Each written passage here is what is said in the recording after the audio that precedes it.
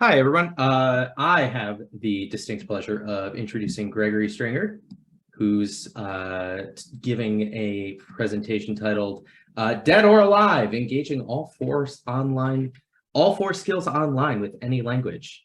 Gregory Stringer holds a BA in History and Classics from Boston University, an MA in Medieval History from UNH, and an MA in Latin pedagogy from UMass Boston. He teaches Latin at Burlington, Massachusetts High School, and in his immersive classroom, students listen, speak, read, and write directly in Latin. During the summer of 2020, he began offering online classes for classicists. Began offering his online Italian for classicists classes, lots of classes. Since then, he has taught over 100 students, grad students, teachers, and professors using a similar methodology to his Latin classes. Also, literally this morning, Gregory was made a recipient of the Classical Association of Massachusetts Award for Excellence in Teaching Classics, an award which, based on the few years I've had the pleasure of knowing him, is incredibly well-deserved. Gregory is a kind and generous collaborator whose thoughtful, well-organized, and all-around brilliant resources and suggestions have helped me personally survive and thrive in my first few years of teaching Latin. So that is all to say you guys are in a real treat. So without further ado, Gregory. Wow, Michael, thank you. you honor me, sir. You flatter me. Thank you also to all the other presenters, Irene, Carla, Andrew and Ilsa, who we're gonna see later as well, Isaac, of course, Seamus. We wouldn't be doing this if it weren't for my misinterpretation of his tweet. But anyway, so yeah, I'm going to share my screen. I do have a little presentation that we're actually going to switch over at some point even to a Pear Deck. But so can you all see my screen? Yep, excellent. All right. So yeah, this is about engaging all four skills online.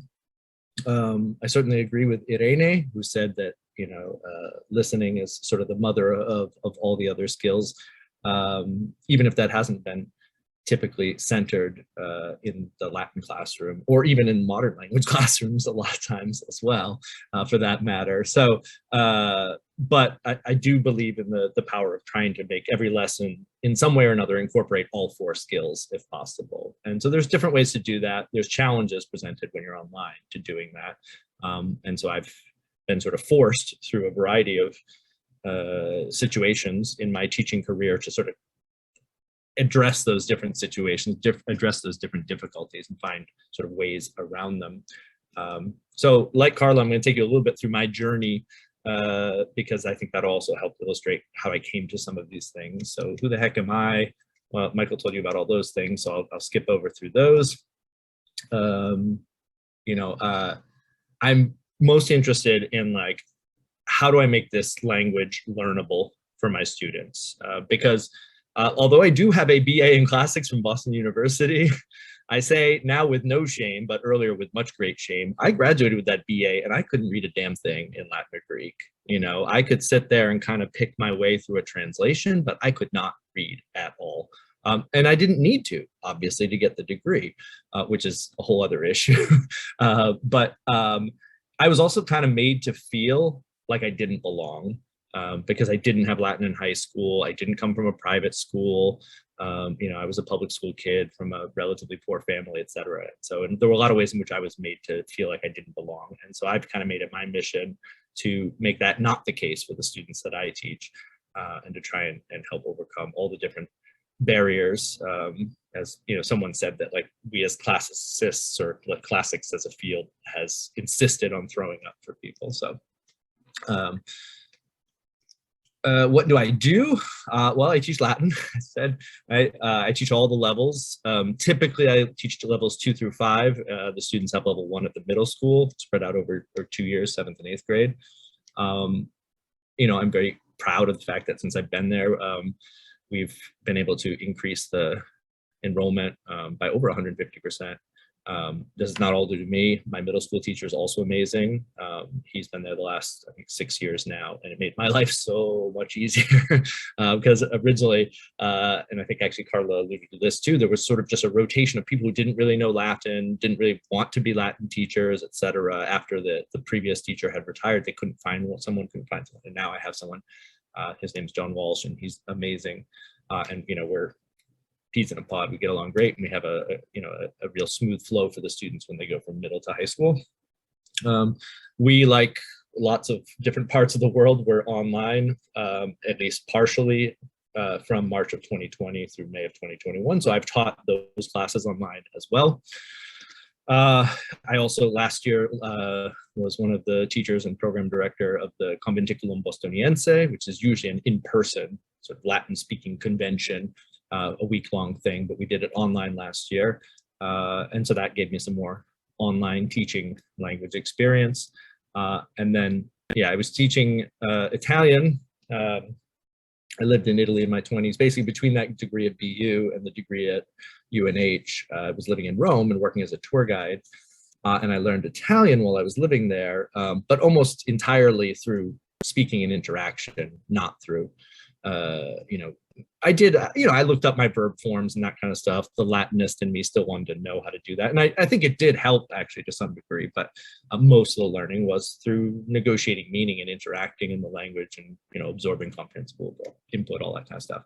And so I've taught Italian before at my high school, but then also consistently from 2017 on, I was teaching adult ed classes, but then when everything shut down again, I had to find a different outlet. So I started these sort of Italian for classicists on Zoom. It was actually Justin Slocum Bailey, who was doing them for Spanish, who suggested to me, he's like, hey, you teach Italian, why don't you do this? There's a bunch of, Latin teachers, classics people who would love to learn some Italian. So I started and, got a big response. It's tapered off over time as people sort of gotten sick of Zoom learning to some degree. But I have still a pretty strong group of committed students who've gone for 5 or 6 semesters now.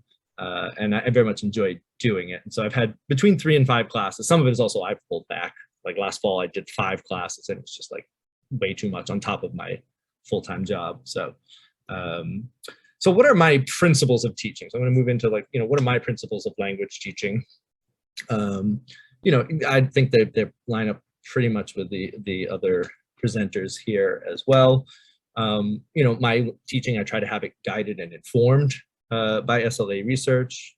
Carla Hunt mentioned the Common Ground book, which I agree is also excellent. In fact, I went through it and sort of took notes on where it connects to Latin teaching and where it might sort of run into opposition or challenges, let's say.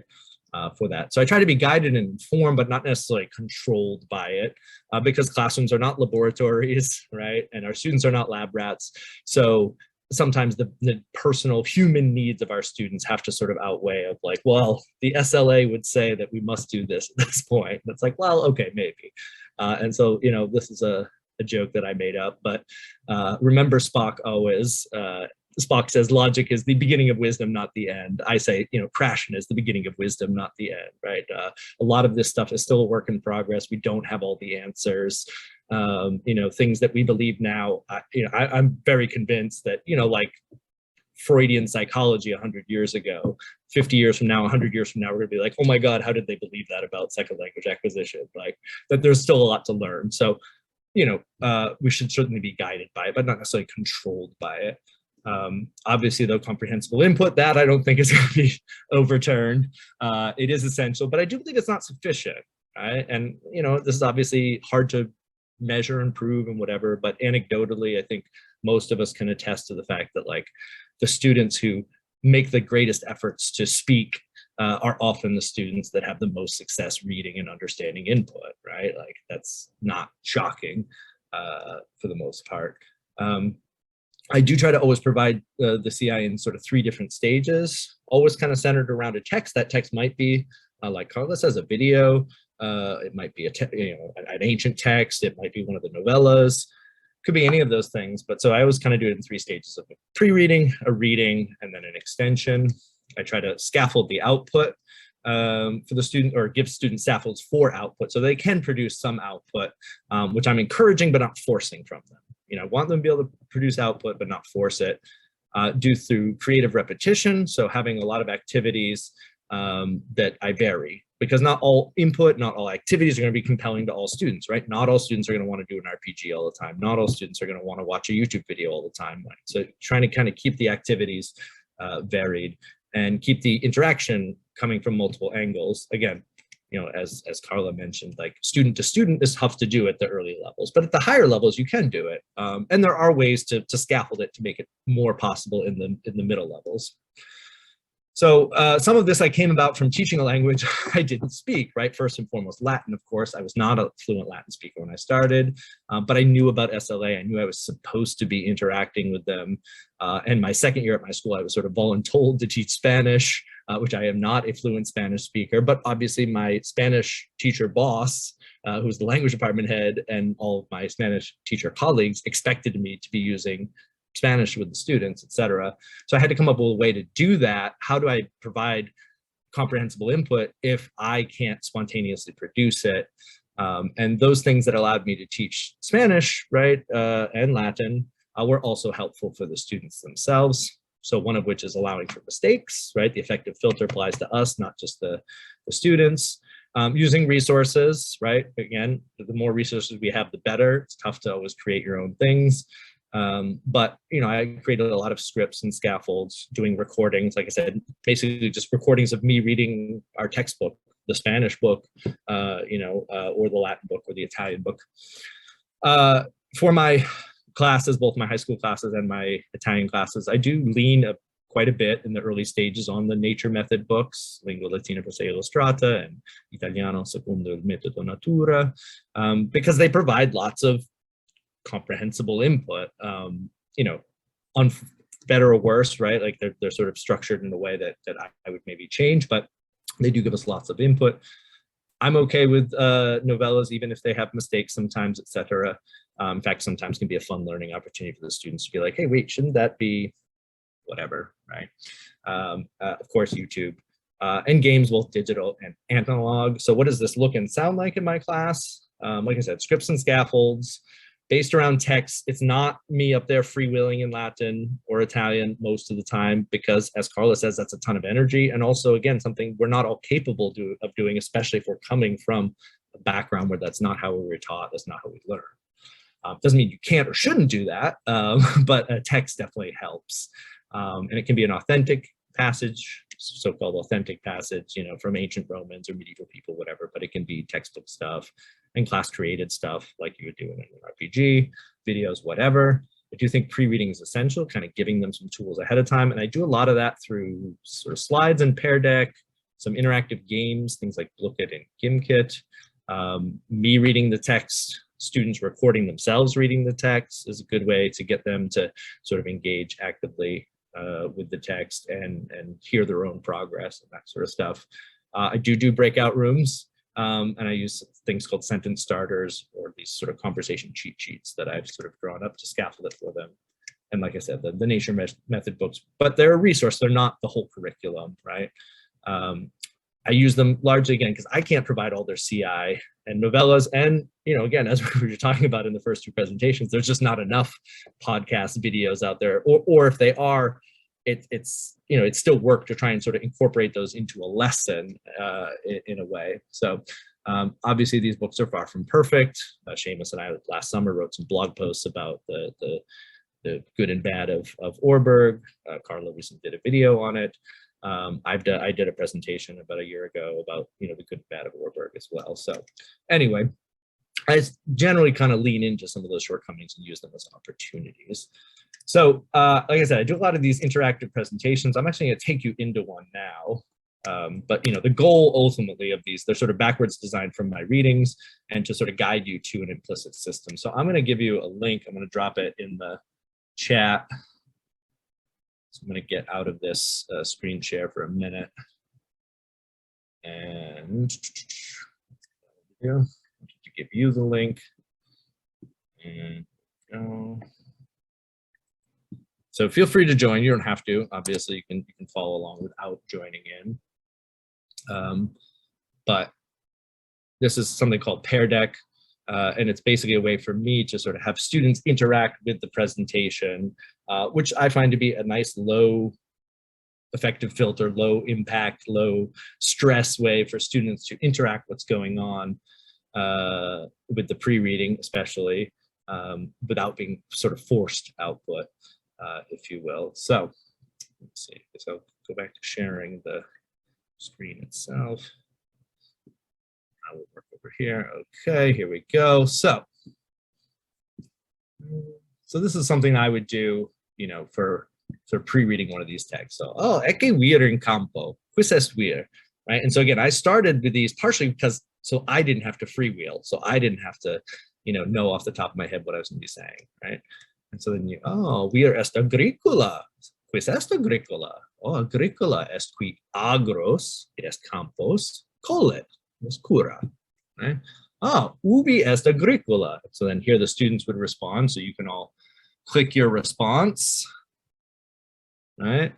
And then it gives me, I get to see a little dashboard that shows me, okay, who's answered, who has not answered. I can see that Ivy hasn't answered yet. So I can be like, Ivy, non è rispondere vis. And then I can go and see, okay, who's got it, who's not, right? So, and then I can, if I want, I can show the responses. It doesn't show their names. I can switch over here to sort of a graph. And then the kids who didn't get it are like, oh, maybe I should switch to in agris, right? Esne magister, magister non est, bene, right? And so then I can come back over here. Okay, so quis agros colet, and again here they can sort of choose a response, and sometimes you can use, even if they do respond incorrectly, that can be a jumping off point for a little side conversation. Discipulus agros colet, tune Jacobe agros colis, right? Something like that. Quid colet. So I'm building up, and then you can kind of come to here where it's like, okay, quis est, and now they're doing open response, right? And so they can sort of type in an open response. Oh, hic vir est agricola est. Esne Jacobus, esne magister Springer, right, etc. And so then I can call on people and have them answer, and they're sort of just reading their own answers, which again, sort of kind of building some of that confidence for them to respond using their voice. There's a lot of other things you can do with this. You can do, after we've done some of the vocab, I'm skipping ahead here for time. But so now they're dragging the circle, so it's a good way for me to check if they know the vocab without having them translate, right? So okay, let's see if everyone knows, like ubi est agricola, ubi est bus, aratrum, ubi est ager, virga, right? And then sort of get a quick snapshot of, okay, it looks like everyone knows this vocab, right? Or if they don't, right? If everyone's putting the green dot on the guy, then I can sort of go back into the conversation of that. Do it like here with verbs as well. Okay, which one is serre, arare, mettere, crescere. There's also a little drawing tool. So, dipingite agriculum qui in agros laborat. And now people can start drawing a little thing. And again, this is a nice way to sort of check, are they understanding the vocab without saying, do you understand the vocab? Right? Or what does this word mean in English, et cetera, et cetera. Look at these. I wish we had more time for all these amazing drawings. Look at that. I like the hat. Nice hat there, Hugh. Excellent. So then from there, I would go to, for example, like a YouTube video that I've made of the text, of me reading that first lectio of the text, and then the students are listening to it, but they're also seeing the words. I've used some of these as Edpuzzles, as someone mentioned as well. I can drop this into Edpuzzle and ask the questions along the way to make sure they know what's going on. After that, I can extend into things like, okay, now that these are more sort of medium or upper level questions, like, quid melius videtur tibi, right? Melius mercator esse, miles esse, agricola esse, and then, from there we could go into sort of a cur, and now they're writing, okay, why do they think is it better to be that? sorry that I'm not giving you enough. I know everyone's, I'm so excited. Everyone's like in there writing good answers. And now I'm like running through it. We're like, Isaac dicit say non pugnare velle. Est bonum responsum. Itaque non vult miles esse. Est bonum responsum. So, and I do the same kind of thing in Italian. Okay. Che vedete nell'immagine? Right. And then they can sort of write. Again, same exact sort of stuff. Oh, okay, let's see if you know what these things are in the picture. Now, a lot fewer answers all of a sudden. It's like, I don't know what this is. I'm going to keep going just again for time. You know, so I spend a decent amount of time making these, which I guess these in some ways are my YouTube videos. And I've shared these with like over 100 teachers, the Latin ones at least. And so some people have found good use for them. These are what I was mentioning, the sentence starters for sort of conversation cheat sheets. So when I do send students into breakout rooms, either in Latin or Italian or in the classroom in Latin, you can give these as kind of lifelines to try and get a little bit over that hump of, you know, again, what Carla was mentioning, the kind of conversation breakdown that happens really quick with beginners. And I've had, I think, pretty good success with these. And certainly in the Italian classes, it's a little harder in the Latin class, but in the Latin classes too, if they're topical, like when around Halloween, if I ask kids like what Halloween costumes they've been and which ones they like, they get really into that. So I use a lot of interactive games, both sort of digital ones like Quizlet, GameKit, Blookit, Fishbowl, Edpuzzle. I'm going to post this, you know, for everyone to see. I'll put it up on Twitter as well, et cetera, so people can get this, and they can, all those links are clickable to see what we're talking about. And then some analog games I've done sort of infamously in my Italian class and my Latin class, like a version of Clue, which is a classic language learning game, but it's great. It's because it's very, we just did the Italian one the other night. It's very repetitive. And, you know, for the Italian one, they could learn, oh, io credo che sia stato. And so they're using the subjunctive and, you know, that kind of stuff. And they're using it over and over again and hearing it over and over again. The arma. Guess Who is another one, perfect for beginners, right? And so this basically, I just made a slideshow where you can drag those little boxes to cover over the player. So we're playing as a whole class, and I would be like, Mike, you know, fai una domanda, you know, and ask a question, yes or no, right? And then they ask, does he have glasses, whatever, etc. All right, so I guess we'll move on to the question. Sorry, that was, I knew I'd planned way too much as always, but I'm infamous for that. I felt like a little bit like the commercial guy, just like, but. All right, so it looks like there's some questions in the chat, maybe. There's no questions hiding there, but there's some good commentary. Oh, nice. Oh, yes, the latest, yes, modified. And yeah, I let people take them and do what they want with them. You know, it's useful stuff. It's good for students for self-study as well. Ilsa has a question. Oh yes, Ilsa, please. Hey, so this is great. I already use, as you know, your slides that you've shared in my classroom, and my colleague is also using that in his, because we both have a Latin 1 section at Boston University. And so I already love your resources, but what I was wondering is if you do all of this per chapter, I'm going to ask how many hours do you think of instruction time you normally use? I know that it's very different because you're teaching high school versus like we have a very limited time. And right. I know that also some teachers even have not as much time with their kids, even in high schools or middle schools. So on average, how many hours would you say, if you were to guess, I don't know if you actually know this, like, do you spend on one chapter?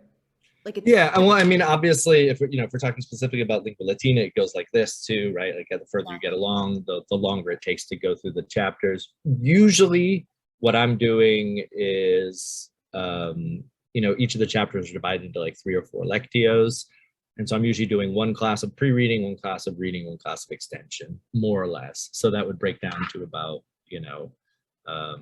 I guess like 9 hours a chapter, which is a lot, obviously, for the college level, right? That would be hard to do. I mean, I guess in theory, the students are supposed to be doing, 3 hours of work outside for every hour in class. Do they all do that?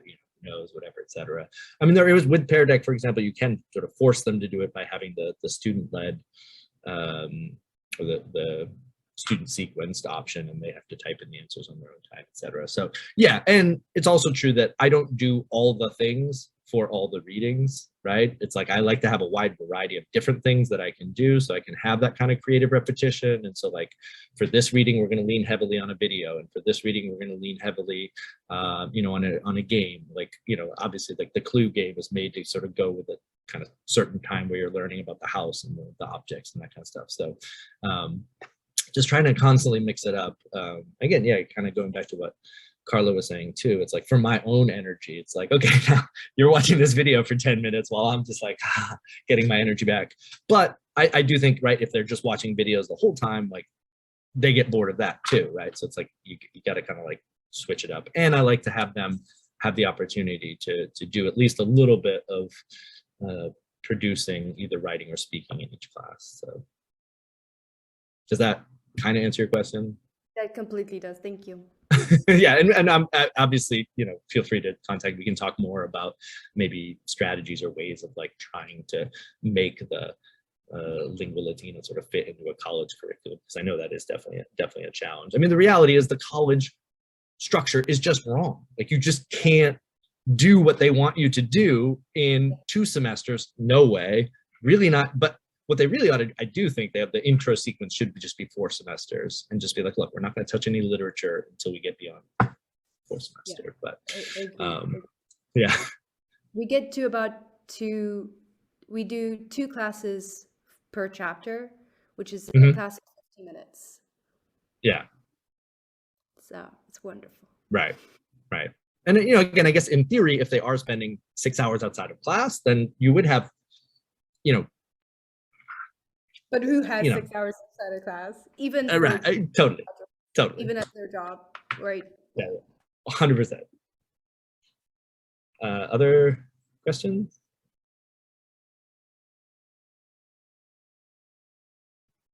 Mike, yeah. Yes.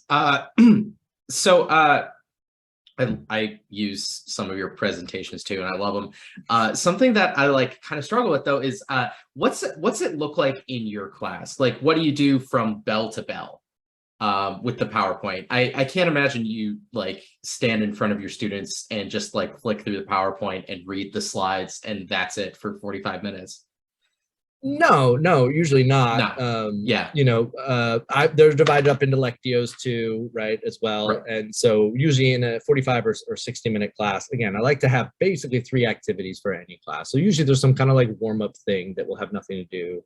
And then maybe if the PowerPoint's kind of the meat of that exercise. And then, you know, before we finish, we would end with something, you know, 5-10 minutes of maybe a video again, or maybe a you know, a game or something, some sort of conversation thing, whatever. So that's definitely. But you know, obviously, you're welcome to tune in or something one day if you want to come see, or fly up and hang out for the weekend or something. Like that. Don't come to class with me. But wait, so someone had asked. What was it? How this worked with some online. In fact, this was the only thing that saved my. But when half the students were in class, because I did that for over a year, of half the students in class and half at home, and I was like, oh my god, September of whenever it was 2020 was like the saddest month of my life, because I was like, I am a first-year teacher again. I have no idea how to do it. Like, how do I do this?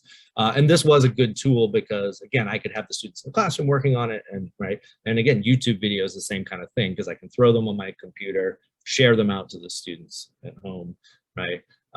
You know, at the end of the day, there is no ideal way to like teach students at home and in class at the same time. So you've got to make some compromise. But again, in those games like Blukit and Gimkit and stuff are good for that kind of thing as well. So everyone's kind of engaging in a different thing. So yeah, I think that's, I guess we're basically out of time. But I'll be here, you know, and you can always find me on Twitter.